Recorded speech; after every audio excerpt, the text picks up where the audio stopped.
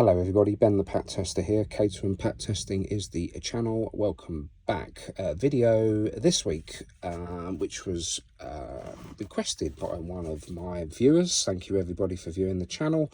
About the different types of pat test. What tests that you might use on the machine. Might seem you know, something you should already know about, but that's a very good question and I'm happy to help. So we're going to do a quick video about that today.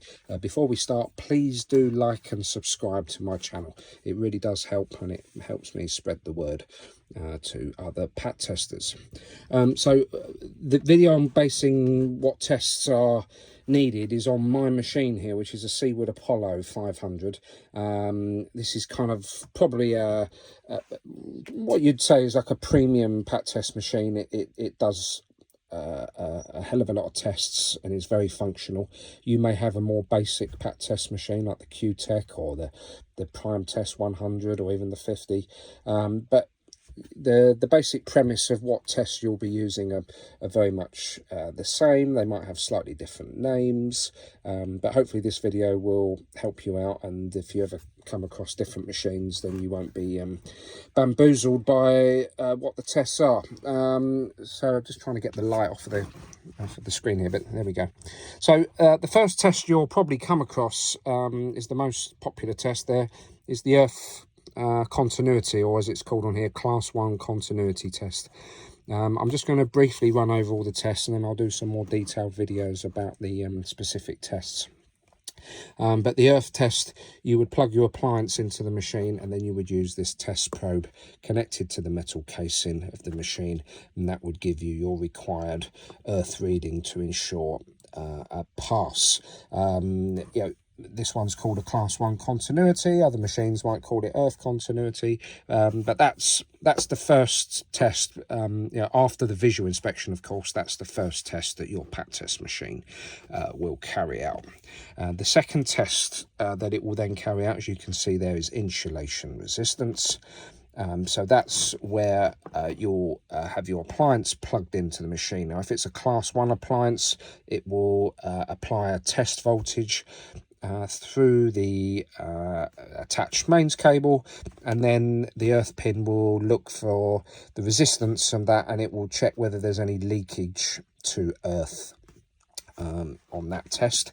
If you are doing that test with a class 2 appliance, then you need to ensure that your test probe is attached to that appliance, because your test probe will be looking for that any earth leakage there. So it's very important, but you can see one of my other videos about that. So that's the main 2 tests that you need to do.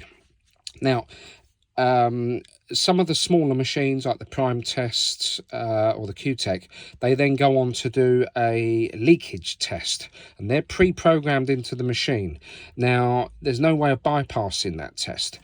The only reason you would ever need to do a leakage test is if your insulation resistance test here threw up some suspect results, and then you can go on to do a leakage test, which then tests in a slightly different way. Now, sometimes you might get a dodgy reading on the insulation test because of a surge device or electronic device with an open switch or something like that, and you need to do a leakage test.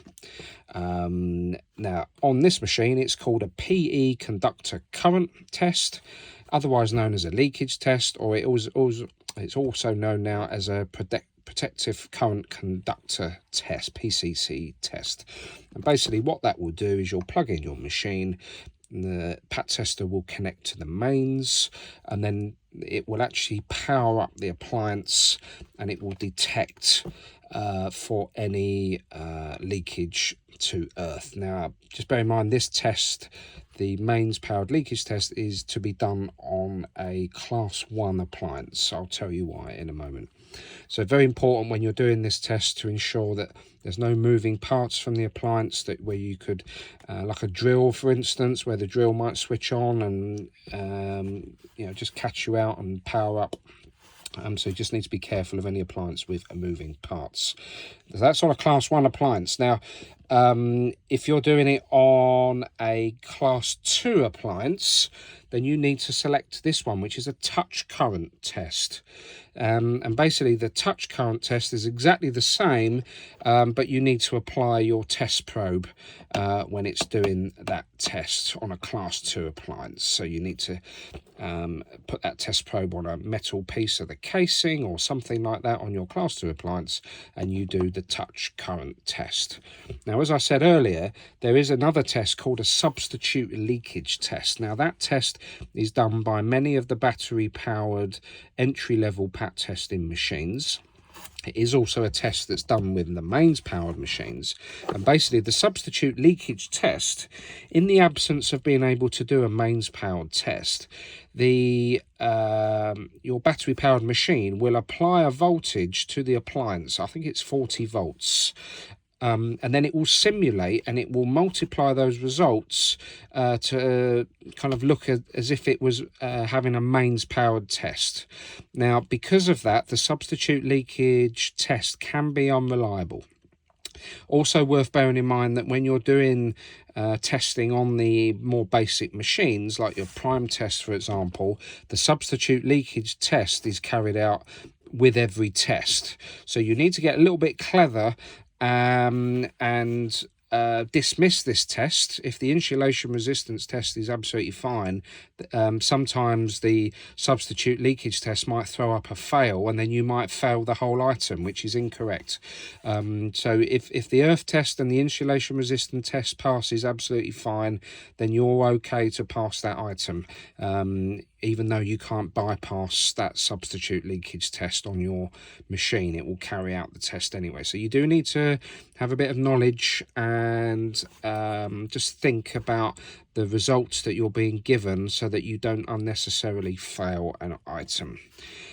So on my machine here also, it does an RCD test. So basically you plug an RCD in there and it will do various tests. Then you'll plug in a cable, the IEC cable there, to get the loop, get the continuity. Then it will run through various RCD tests. There is a video on my channel for that. IEC lead test, that's the same as if you're doing a kettle lead test or an extension lead test, where you'd plug it into the IEC socket on the back, and that effectively does the earth continuity test, the insulation resistance test, and it will also carry out a polarity test as well.